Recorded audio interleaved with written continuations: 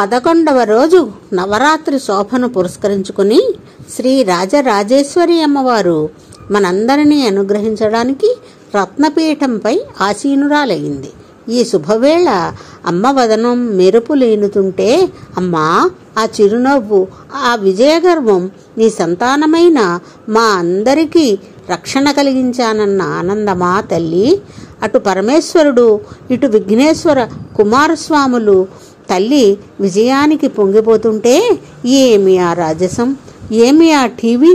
అమ్మా, అవి వెండికొండ మెరుపులా, లేక నీ దరహాస చంద్రికలా అంటూ ఇంద్రాది దేవతల జయజయధ్వానాల మధ్య అమ్మ సింహాసనాన్ని అధిష్ఠిస్తే, ఆ శుభతరుణం ఈ చుద్రూపీ పరదేవత అయిన రాజరాజేశ్వరి అవతారం.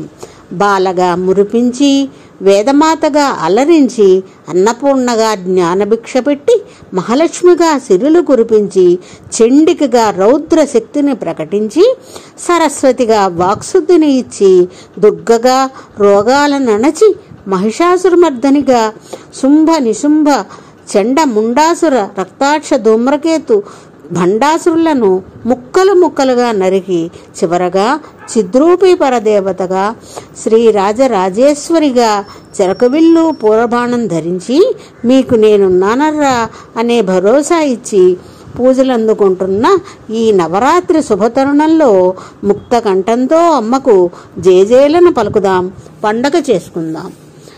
జయతు జయతు దేవి దేవ సంఘాతి పూజ్య పూజ్య, జయతు జయతు భద్రా భార్గవీ భాగ్యరూపా భాగ్యరూపా, జయతు జయతు నిత్యా నిర్మల జ్ఞానవేద్య జ్ఞానవేద్య, జయతు జయతు సత్యా సర్వభూతాంతరస్థా,